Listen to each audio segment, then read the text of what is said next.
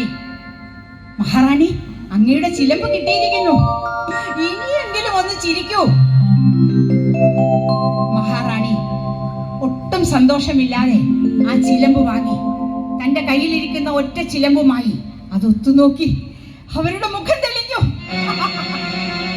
എന്റെ ചിലമ്പ്, എന്റെ ചിലമ്പ്, എന്റെ നഷ്ടപ്പെട്ട ചിലമ്പ്, ഇത് തന്നെ, ഇത് തന്നെ, എന്റെ ചിലമ്പ് കിട്ടിയിരിക്കുന്നു.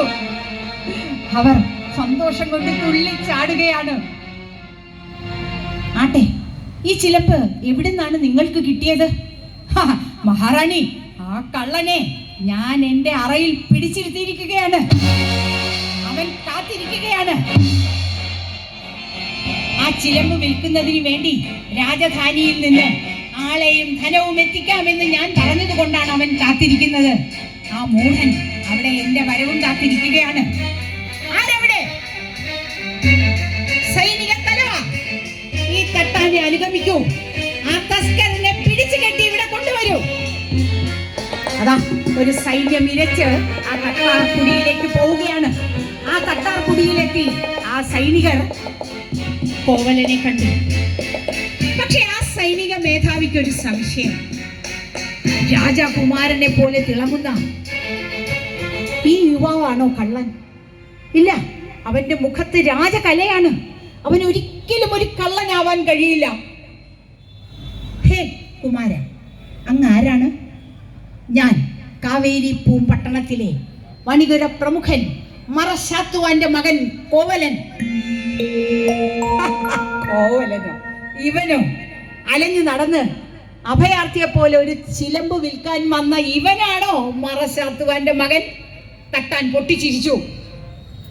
എന്നിട്ടും നീതിയുടെ നാടായ നെടുഞ്ചേഴിയന്റെ പടയ്ക്ക് അത് സങ്കല്പിക്കാൻ പോലും കഴിയുന്നില്ല. അവർ കോവലനെ വീണ്ടും വിചാരണ ചെയ്യുകയാണ്. കോവലൻ അപകടം മണത്തു. അതെ, തന്റെ ചിലമ്പ് ഇപ്പോൾ മഹാറാണിയുടെ ചിലമ്പായി മാറിയിരിക്കുന്നു. ആ ചിലമ്പ് മോഷ്ടിച്ച തസ്കരനായി മാറിയിരിക്കുന്നു താൻ. ഇവിടെ നിന്ന് രക്ഷപ്പെടണം, രക്ഷപ്പെടണം. കോവലൻ അവിടെ നിന്ന് ഓടി രക്ഷപ്പെടാൻ നോക്കി. ആ സൈനിക തലവന്റെ വാൾ ഉയർന്നോ?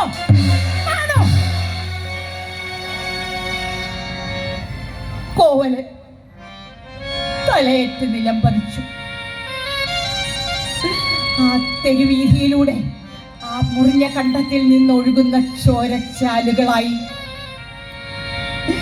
കോവലൻ ശിരസറ്റ് ആ തെരുവീതിയിൽ വീണ് കിടക്കുകയാണ്.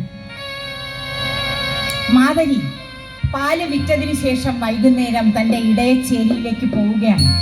അതാ ആ തെരുവീതിയിൽ ഒരു ആൾക്കൂട്ടം.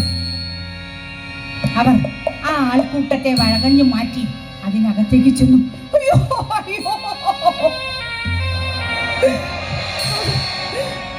അത് കോവലനല്ലേ? കോവലൻ. മാധരി തിരിഞ്ഞു നോക്കാതെ കണ്ണകിയുടെ അടുത്തേക്ക് ഓടി. കണ്ണകി വഴിക്കണ്ണുമായി കോവലനെ കാത്തിരിക്കുകയാണ്. അവളുടെ മനസ്സിൽ വെള്ളിടികൾ മുഴങ്ങുകയാണ്. എന്തോ അപകടം സംഭവിച്ചിരിക്കുന്നു. തന്റെ വലം കണ്ണ് തുടിക്കുകയാണ്. അതെ, തന്റെ കണവന് എന്തോ അപകടം സംഭവിച്ചിരിക്കുന്നു. അതാ മാധരി കിതച്ചു വരികയാണ്. കണ്ണകി, കണ്ണകി, മാധരി, കോവലനെ കണ്ടോ? കോവലനെ കണ്ടോ? കണ്ണകി, നമുക്ക് ഒരിടം വരെ പോകാനുണ്ട്, നീ എന്നോടൊപ്പം വരൂ. മാധരി കണ്ണകിയുടെ കൈ പിടിച്ചുകൊണ്ട് അതാ ആ തെരുവീതിയിലേക്ക് എത്തി. ആൾക്കൂട്ടത്തെ വകഞ്ഞു മാറ്റി. കണ്ണകി ആ കാഴ്ച കണ്ടു. അതാ ആ തെരുവീതിയിൽ ശിരസുയർപ്പെട്ട കാന്തന്റെ ദേഹം കണ്ണകിയാളെ ആകെ തളർത്തി. സംഹാരരുദ്രയായി അഗ്നിക്കൊടുങ്കാറ്റായി മധുരാപുരിയാകെ ചുട്ടരിച്ചു. അവൾ ഒരു അഗ്നി കൊടുങ്കാറ്റായി മാറുകയാണ്. അവൾ അത് അപ്പാഞ്ഞു പോവുകയാണ്. അഴിഞ്ഞുലഞ്ഞ തലമുടിയുമായി ദുർഗയെ പോലെ സംഹാരരുദ്രയായി അവൾ പാഞ്ഞു പോവുകയാണ്. അവൾ ഓടി നെടുഞ്ചേഴിയ മന്നന്റെ രാജധാനിക്ക് മുന്നിലെത്തി. ആ രാജധാനിയുടെ മുന്നിൽ തൂക്കിയിട്ടിരിക്കുന്ന മണി അവൾ ഒരു വട്ടം മുട്ടി. ആ മണി ആഞ്ഞടിക്കുകയാണ്. അർദ്ധരാത്രി സുഖനിദ്രയിലായിരുന്ന നെടുഞ്ചേഴിയ മന്നൻ ചാടി എഴുന്നേറ്റു. ആരാണ് ആ മണി മുഴക്കിയത്? അവരെ എന്റെ മുന്നിലേക്ക് കൊണ്ടുവരൂ. അതാ ആ രാജധാനിയിലെ രാജപ്രമുഖന്മാരും മന്ത്രി വൈദ്യന്മാരും സൈനിക മേധാവികളും രാജസഭയിലേക്ക് വന്നു. ആ രാജസഭയിൽ അതാ അഴിഞ്ഞുലഞ്ഞ തലമുടിയുമായി സംഹാരരുദ്രയായി ഒരു പെൺകൊടി. അവൾ ഉച്ചത്തിൽ വിളിച്ചു പറയുകയാണ്, ഇതാണോ പാണ്ഡ്യമന്നന്റെ നീതിശാസ്ത്രം? ഇതാണോ നെടുഞ്ചേഴിയ മന്നന്റെ നീതി?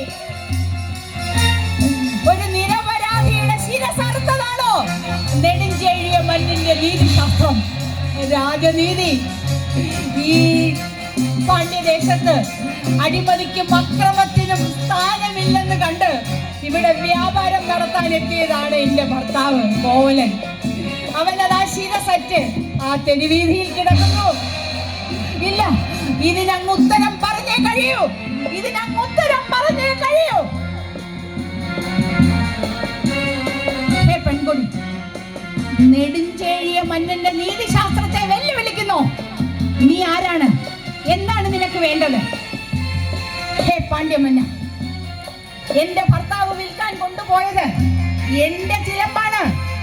അത് അങ്ങയുടെ പത്നിയുടെ ചിലമ്പാണെന്ന് പറഞ്ഞുകൊണ്ടാണ് എന്റെ ഭർത്താവിനെ തസ്കരൻ എന്ന് മുദ്ര കുത്തി അദ്ദേഹത്തിന്റെ ശിരസറുത്തത്. ഇല്ല, അത് ഞാൻ പൊറുക്കുകയില്ല. എന്നെ വിധവയാക്കി കളഞ്ഞല്ലോ. ഹേ പെൺകൊടി, നീ പറയുന്നത് കളവാണ്. ഇവിടെ കൊണ്ടുവരപ്പെട്ടത് എന്റെ പത്നിയുടെ ചിലമ്പ് തന്നെയാണ്. ഹേ നെടുഞ്ചേഴിയ മന്ന, ആ ചിലമ്പിനകത്ത് എന്താണ് നിറച്ചിരിക്കുന്നത്? അതിനകത്തും അമൂല്യമായ മുത്തുകളും പവിഴങ്ങളുമാണ് നിറച്ചിരിക്കുന്നത്. എന്നാൽ കണ്ടുകൊള്ളൂ. കണ്ണകി അവളുടെ കയ്യിലിരുന്ന ആ ഒറ്റ ചിലമ്പ് ആ രാജസഭയിലേക്ക് വലിച്ചെറിഞ്ഞു. ആ ചിലമ്പ് പൊട്ടിച്ചിതറി അതിൽ നിന്ന് രത്നങ്ങളും വൈഡൂര്യങ്ങളും തെറിച്ചു. അർദ്ധരാത്രി ആ രാജസഭ പ്രഭാപൂരിതമായി. ഹേ പാണ്ഡ്യമന്ന, കാണൂ, കാവേരിപ്പൂം പട്ടണത്തിലെ പുകാർ നഗരത്തിലെ വർത്തക ശ്രേഷ്ഠൻ മാനായിക്കന്റെ മകൾ കണ്ണകിയാണ് ഞാൻ. എനിക്ക് പാരമ്പര്യമായി കിട്ടിയ ചിലമ്പാണിത്. ഇതാണ് എന്റെ ഭർത്താവ് വിൽക്കാൻ കൊണ്ടുപോയത്. ഇതിന്റെ ഒറ്റ ചിലമ്പാണ്. അതാണ് മോഷ്ടിച്ചതെന്ന് പറഞ്ഞ് എന്റെ ഭർത്താവിനെ തസ്കരനാക്കി മാറ്റിയത്.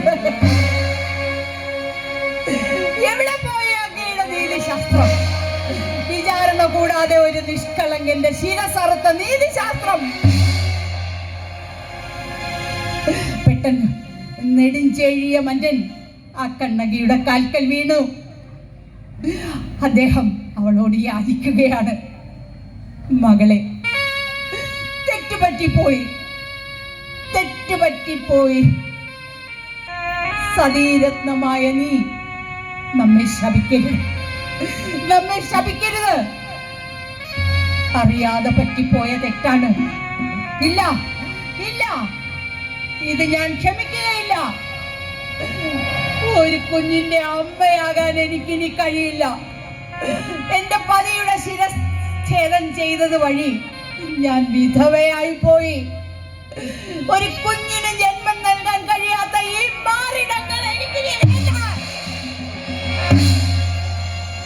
സംഹാരരുദ്രയായി കണ്ണകി അവളുടെ മാറിടങ്ങൾ പറിച്ച് വലിച്ചെറിഞ്ഞു.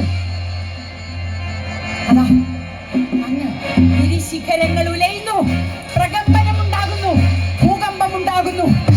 ഗിരിശിഖരങ്ങളിൽ നിന്ന് കരിപ്പാറകൾ തകർന്നു വീഴുകയാണ്. അവ കൂട്ടിയടിച്ച് അഗ്നി ഉണ്ടാകുന്നു. ആ അഗ്നി മധുരാപുരിയെ ചുട്ടരിച്ചു തുടങ്ങി. ആ അഗ്നി ആ മധുരാപുരിയെ വിഴുങ്ങുകയാണ്. അതാ കണ്ണകി തൊഴുകൈകളോടെ പ്രാർത്ഥിക്കുകയാണ്.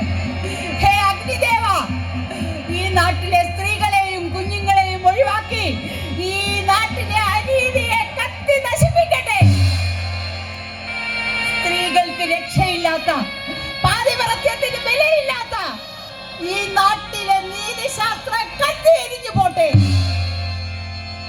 സ്ത്രീയെ ബഹുമാനിക്കാത്ത, സത്യത്തിന് നിരക്കാത്ത പ്രവൃത്തി ചെയ്യുന്ന നെടുഞ്ചെഴിയ മന്നന്റെ ഈ രാജ്യം നീ നിനക്കിരയാക്കിയാലും അതാ അഗ്നിനാളങ്ങൾ മധുരാപുരിയെ വിഴുങ്ങുകയാണ്. കണ്ണകിയുടെ പ്രാർത്ഥന പോലെ സ്ത്രീകളെയും കുഞ്ഞുങ്ങളെയും ഒഴിവാക്കി അഗ്നിദേവൻ ആ നഗരം വിഴുങ്ങിയെടുക്കുകയാണ്. അവൾ അതാ സംഹാരരുദ്രയായി അവിടെ നിന്ന് ഓടുകയാണ്. ഓടി ഓടി അവൾ അതാ